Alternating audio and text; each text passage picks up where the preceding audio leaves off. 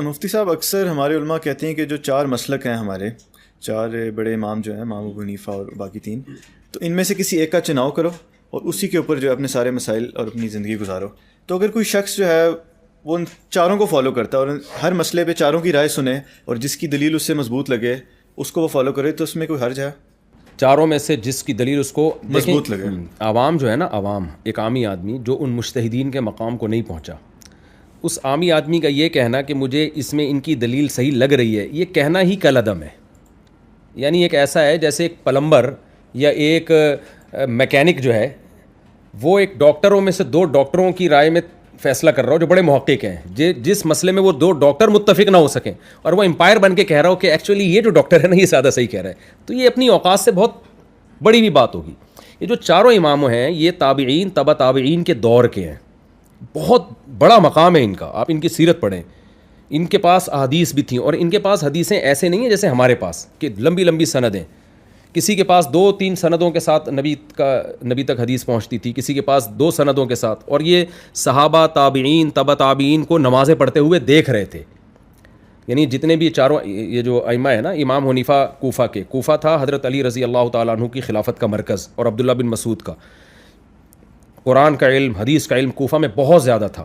آپ جتنے محدثین دیکھیں گے جب وہ حدیث نقل کرتے ہیں تو زیادہ تر اس میں راوی کوفہ کے ہوتے ہیں. امام بخاری کہتے ہیں میں حدیث کا علم حاصل کرنے کے لیے دمشق اتنی دفعہ گیا، مدینہ اتنی دفعہ گیا، فلاں جگہ اتنی دفعہ، کوفہ اتنی دفعہ گیا کہ میں شمار نہیں کر سکتا. تو علم کا مرکز ہے، صحابہ تابعین تبع تابعین نمازیں پڑھ رہے ہیں. تو ان ائمہ نے، ان کا علم جو ہے مشاہدے پر مبنی ہے.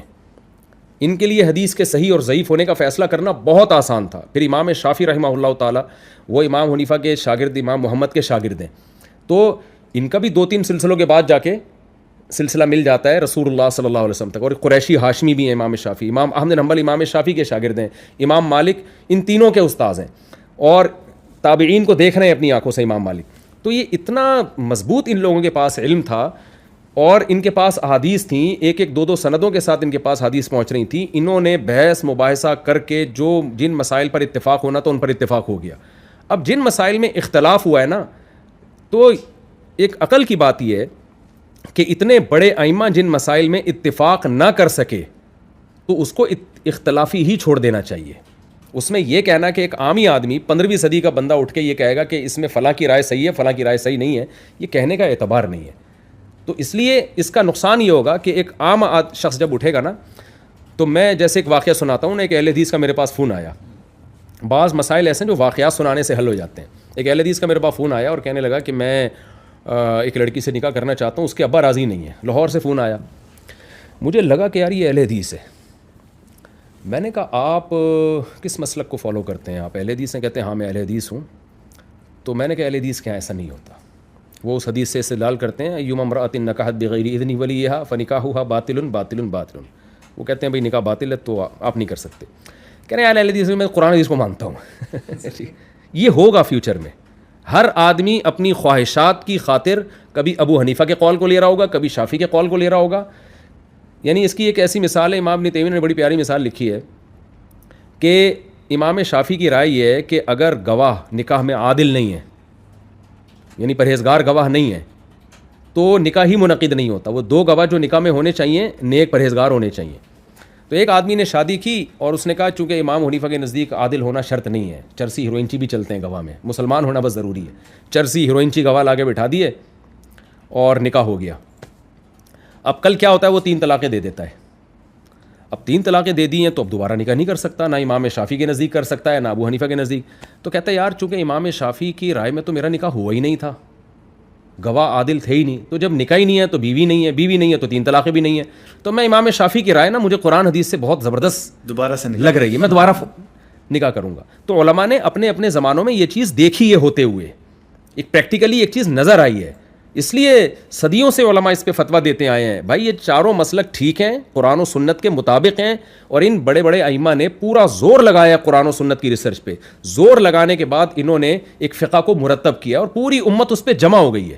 ایسے شاندار طریقے سے جمع ہوئی ہے کہ آج سے 100 سال پہلے آپ اگر آپ جائیں گے نا علماء کی ہسٹری اٹھا کے دیکھیں گے تو کسی بھی عالم کی آپ کو اگر سیرت پڑھنی ہوگی تو یا تو طبقات حنفیہ میں یا طبقات مالکیہ میں یا طبقات شافعیہ میں یا طبقات حنابلہ میں آپ کو دیکھنا پڑے گا کہ حنبلی تھے، شافعی تھے، جتنے بھی ہیں، علامہ نووی، ابن حجر، اسماء الرجال کے جو بڑے بڑے علامے گزرے ہیں. آج ہمارے جتنے بھی لوگ حدیث کی جب تحقیق کرتے ہیں کہ حدیث صحیح ہے ضعیف ہے تو ابن حجر کی بات کو لیتے ہیں، وہ پکے شافعی تھے.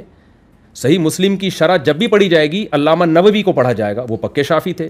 تو اگر آپ یہ کہتے ہو یہ حنفی شافعی سارے غلط تھے تو یار آپ تو 99% امت تو یتیم ہو جائے گی پھر، صحیح ہے نا.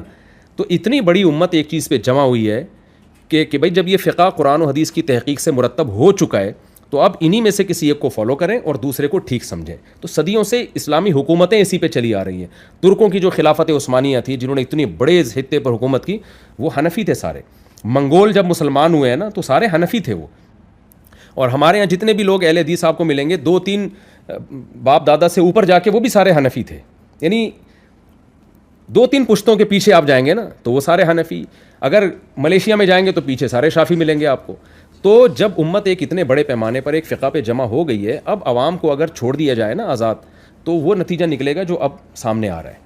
تو وہ اہل حدیث کا میں واقعہ مکمل کروں. میں نے ان سے کہا، میں نے کہا بھائی آپ اہل حدیث کو فالو کرتے ہیں تو ان کی تحقیق یہی ہے کہ نہیں ہوتا نکاح تو آپ نہ کریں. کہتے ہیں میں اہل حدیث کو نہیں مانتا، میں قرآن و سنت کو مانتا ہوں. تو میں نے کہا دیکھیں آپ قرآن و سنت کو مانتے ہیں تو اس سے پہلے مجھ سے کبھی کوئی مسئلہ کیوں نہیں پوچھا آپ نے؟ اس سے پہلے تو آپ نے کبھی نہیں مجھ سے رابطہ کیا. آج ہی آپ کو کیوں خیال آ رہا ہے کہ جی مفتی طارق مسعود تو قرآن و سنت کے مطابق فتویٰ دے گا اور وہ جو فلانے اہل حدیث عالم ہیں جن کو آپ آج تک فالو کرتے رہے وہ قرآن و سنت کے خلاف جائیں گے؟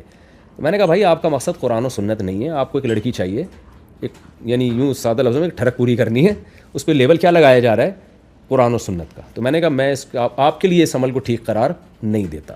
تو میں تو اہل حدیثوں کو بھی بولتا ہوں کہ یار آپ اگر اہل نہیں بنتے حنفی، فقہ حنفی کو فالو نہیں کرتے، شافعی کو فالو نہیں کرتے تو کوئی بات نہیں، آپ ایک 5واں فقہ نکال لو.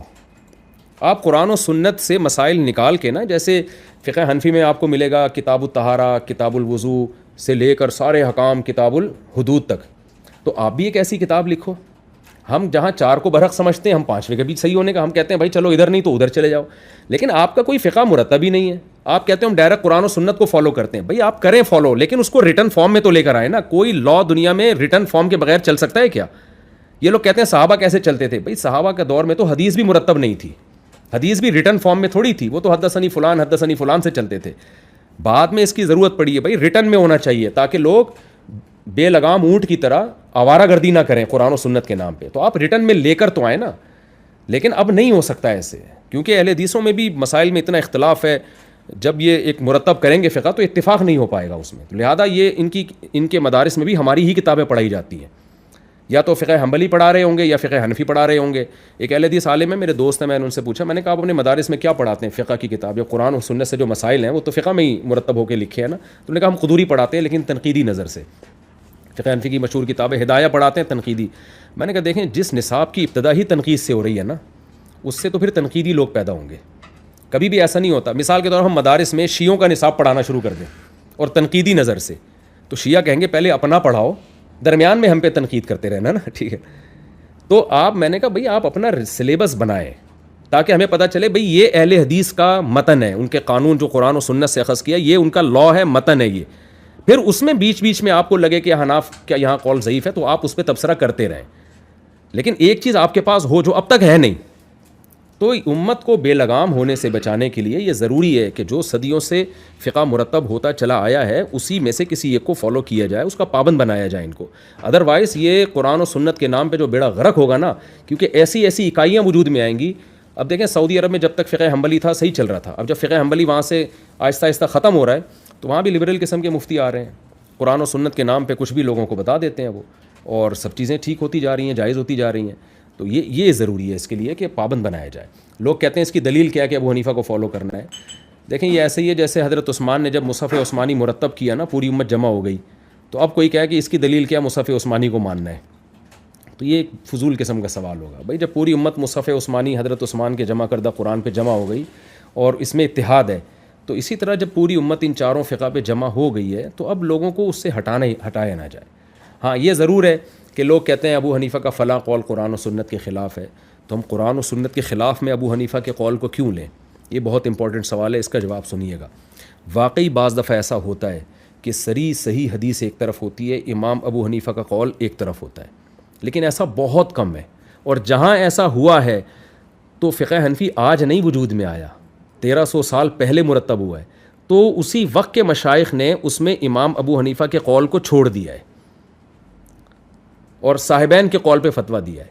جیسے امام ابو حنیفہ کے نزدیک عقیقہ سنت نہیں ہے, لیکن بخاری مسلم کی حدیث ہے عقیقے کی, تو حنفی فقہ میں عقیقہ سنت ہے, حالانکہ ابو حنیفہ کے نزدیک سنت نہیں ہے. امام حنیفہ کے نزدیک بارش میں یہ جو نماز استسقاء ہے یہ سنت نہیں ہے, لیکن اس پر چونکہ صحیح حدیث ہے, ہم نے کہا یار امام حنیفہ تک حدیث نہیں پہنچی ہوگی. تو ہمارے جتنے مشائخ ہیں انہوں نے صاحبین کے قول پہ فتویٰ دیا ہے کہ نہیں جی یہ سنت ہے. تبھی آپ دیکھیں احناف کی کتابوں میں یہ لکھا ہے کہ نماز استسقاء سنت عمل ہے, حالانکہ ابو حنیفہ کے نزدیک نہیں ہے. امام ابو حنیفہ کے نزدیک دارالحرب میں کافر سے سودی لین دین کر سکتے ہیں, لیکن سود سے متعلق حدیثیں ایک طرف اتنی زیادہ ہیں, ہم نے ان کے ظاہر کو لیا اور ہم نے فتویٰ یہ دیا, ہمارے جتنے مشائخ ہیں, کہ نہیں جی کہیں بھی سود نہیں لے سکتے آپ, صاحبین کے قول پہ فتویٰ دیا. ایسے اور بھی بہت سارے. امام حنیفہ کے نزدیک ماں بچے کو 2.5 سال تک دودھ پلا سکتی ہے, اور اس میں امام صاحب کے پاس قرآن کی آیتیں بھی ہیں. لیکن ہم نے کیا کیا, ہمارے مشائخ نے, ہم نے نہیں, آج سے بہت صدیوں پہلے انہوں نے کہا کہ چونکہ اس میں قرآن کی جو آیت ہے نا والوالدات یرضعن اولادہن حولین کاملین, اس کے ظاہر سے یہی پتہ چل رہا ہے کہ 2 سال, تو فتویٰ ظاہر پہ ہی دیا ہے کہ 2 سال تک ہی پلا سکتی ہے. تو یہ جو الزام لگایا جاتا ہے نا احناف پر کہ یہ قرآن و سنت کے خلاف ابو حنیفہ کے قول کو لیتے ہیں, یہ کم علمی کی وجہ سے پروپیگنڈا ہے. یہ ایسا نہیں ہے. جو قول قرآن و سنت میں, اب امام حنیفہ کا قول قرآن و سنت کے خلاف تھا, اس کو لگا ان کو ظاہر میں, تو وہ قول پہلے ہی ترک کر دیا گیا ہے. تو اور یہ چاروں فقہ میں ایسا ہوا ہے.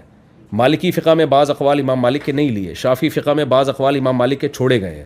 تو بڑی ایک مرتب ہو کے ایک چیز وجود میں آئی ہے. اب نئے نئے اسکالر پیدا ہوں اور کہیں کہ یہ چیز ایسی ہے اور یہ ویسی, اور یہاں سے نکلو اور مذاہب کی ان فقہ کی اتباع مت کرو.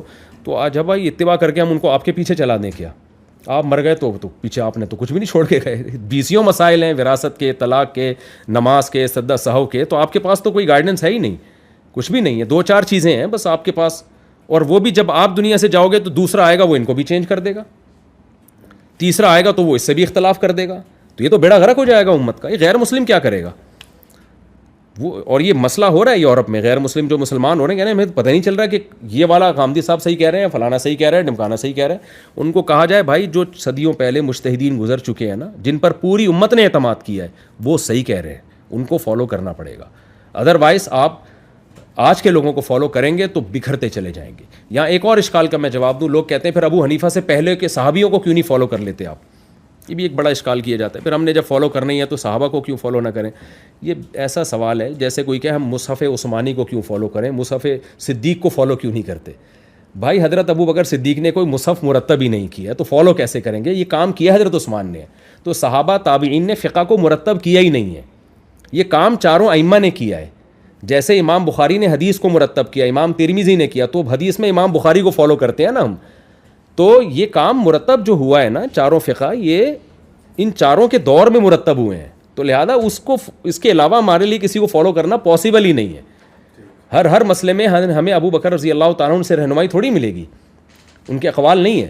تو ان چاروں اماموں نے اس کا اہتمام کیا ہے کہ قرآن, حدیث اور صحابہ کے اقوال, تو اس میں ان کو فالو کیا. اور ایک آخری بات میں یہ اہم بتا دوں, تقلید جو ہوتی ہے نا ان چاروں مذاہب میں سے کسی بھی ایک مسلک کو جب ہم فالو کرتے ہیں تو خوب سمجھ لیں, تقلید کبھی بھی قرآن و سنت کے خلاف نہیں ہوتی. یہ حرام ہے, گناہ کبیرہ ہے. اگر آپ قرآن و سنت کے خلاف کسی امام کو فالو کرتے ہیں, اس کو درست سمجھتے ہیں, آپ اسلام سے خارج ہیں. تقلید ہوتی ہے اختلافی مسائل میں. کچھ مسائل قرآن و سنت نے بیان کر دی ہیں بہت وضاحت کے ساتھ, ان میں کسی کی تقلید نہیں ہے. 5 نمازیں فرض ہیں, رمضان کے روزے ہیں, روزوں کے اوقات ہیں, اور اس طرح کے بے شمار مسائل ہیں. تقلید ہوتی ہے ان مسائل میں جہاں حدیثیں دونوں طرف ہیں, یا ایک طرف قرآن ہوگا ایک طرف حدیث ہوگی. تو مجتہدین کا اختلاف بھی انہی مسائل میں ہوا ہے. اب چونکہ دونوں طرف حدیثیں ہیں, دونوں طرف دلائل ہیں, تو اس میں اب ایک رائے ہو نہیں سکتی. جیسے بنو قریظہ کی حدیث ہے, نبی صلی اللہ علیہ وسلم نے, بخاری مسلم کی حدیث ہے, آپ صلی اللہ علیہ وسلم نے صحابہ کو بھیجا کہ بھئی تم جاؤ اور جب تک بنو قریظہ نہ پہنچ جاؤ اس وقت تک تم نے عصر کی نماز نہیں پڑھنی. صحابہ بنو قریظہ جانے لگے, راستے میں عصر کی نماز قضا ہونے لگی. اب صحابہ میں اختلاف پیدا ہو گیا. وجہ کیا ہے؟ حدیث یہ کہہ رہی ہے نماز نہیں پڑھنی, قرآن کیا کہہ رہا ہے؟ عصر کی نماز تمام نمازوں سے زیادہ امپورٹنٹ ہے. اب دلائل میں تعارض ہو رہا ہے کہ نہیں ہو رہا؟ بعض صحابہ نے کہا بھائی ہم نے تو نبی کی حدیث کو دیکھنا ہے کہ نبی نے تو ہمیں کہا ہے کہ نہیں پڑھنی. دوسرے صحابہ نے کہا بھائی حدیث کا مطلب یہ نہیں ہے, نبی کوئی عالم الغیب تو نہیں ہے نا کہ ان کو پتہ ہو کہ آپ نماز قضا ہو جائے گی. آپ صلی اللہ علیہ وسلم تو یہ سمجھ رہے تھے کہ مقام پہ پہنچ کے, تو ان کا مقصد حدیث کو رد کرنا نہیں ہے, قرآن کی آیت کی وجہ سے ہی حدیث میں تعویل کر رہے ہیں. تو جن کا خیال یہ تھا کہ پڑھنی ہے انہوں نے پڑھ لی, جن کا خیال یہ تھا نہیں پڑھنی انہوں نے نہیں پڑھی. دونوں حدیث کو فالو کر رہے ہیں, لیکن حدیثوں کی تشریح دونوں کی نظر میں الگ الگ ہے. تو نبی نے کسی کو بھی ملامت نہیں کی. تو چاروں اماموں میں جو اختلاف ہوا ہے نا, ان مسائل میں اختلاف ہوا ہے جہاں دلائل دونوں طرف تھے. تو ایک نے ایک حدیث کو لیا دوسرے میں تعویل کی, دوسرے نے دوسری کو لیا پہلی میں تعویل کی. تو ان چاروں اماموں کا کوئی بھی ایسا قول جس پہ فتویٰ دیا جاتا ہے, فتویٰ ان مذاہب میں, ان مسلکوں میں, ان میں کوئی بھی ایسا قول نہیں ہے جس قول پر کسی کے پاس سرے سے کوئی دلیل ہو ہی نہیں. یہ بالکل غلط ہے. اگر کوئی کہتا ہے نا تو وہ غلط بولتا ہے, وہ کم علمی کی بیس پہ ایسی بات کر رہا ہوتا ہے. تو اس لیے ان مسائل میں کی جاتی ہے جو اختلافی ہیں. مسقط میرا بہت آنا جانا ہوتا ہے, وہاں میں دیکھ رہا ہوں کوئی رفع الیدین کر رہا ہے, کوئی یہاں ہاتھ باندھ رہا ہے, کوئی زور سے آمین, کوئی آہستہ آمین. مجال ہے کوئی کسی کو چھیڑے. بھائی یہ کون ہے؟ بھائی یہ شافعی ہیں, امام شافعی کے فالوورز ہیں. چلو بھائی ٹھیک ہے یار, یہ بھی میں تو شوافے میں رہا ہوں 20-25 سال. مجھے نہیں یاد کہ میں نے کبھی کسی شافعی کو کہا ہو کہ تم نے زور سے آمین کیوں کہی اور تم نے رفع الیدین کیوں کیا, اور کبھی انہوں نے ہم پہ طنز کیا ہو کہ تم نے رفع الیدین کیوں نہیں کیا اور آہستہ آمین کیوں کہا. یہ صدیوں سے امت اسی طرح چلی آ رہی ہے. اب جا کے یہ مسئلے بعض اسکالرز نے کھڑے کیے ہیں, ان فروعی اختلافی مسائل میں بہت شدت اختیار کی ہے, کیونکہ دوسرے کی دلیل کا علم نہیں تھا, اور اٹھا کے نا وہ چیلنج بازیاں اور یہ ایسے اور یہ اندھے مقلد. تو یہ کوئی میں سمجھتا ہوں امت کی خیر خواہی کا کام نہیں ہے. امت کی خیر خواہی اسی میں ہے کہ جو فقہ صدیوں سے مرتب ہو کے چلا آ رہا ہے, اسلامی عدالتیں اس پہ چلی ہیں. ترکوں کی خلافت چلی, بنو عباس کی خلافت چلی, بنو امیہ میں زیادہ تر حنفی علماء تھے اور بہت سے شوافے بھی تھے. تو جب سے یہ فقہ مرتب ہوا ہے نا, اس کے بعد سے پھر انہی فقہ ہی پر حکومتیں چلی ہیں, تاکہ عوام ایک قانون کی اور ضابطے کی پابند رہے, اور اسلامی عدالتوں کے ججز بھی اس کے پابند رہیں. ورنہ جج کو اگر چھوڑ دیا جائے تو اس جج کا قرآن حدیث الگ ہوگا, اس کا الگ ہوگا, اس کا الگ ہوگا, اس کا الگ ہوگا. وہ 3 طلاق کو 1 کہہ رہا ہوگا, وہ 3 کو 3 کہہ رہا ہوگا, وہ کچھ اور کہہ رہا ہوگا. تو یہ میرے بھائی ایک ارتداد پھیلے گا اس سے, اور کچھ بھی حاصل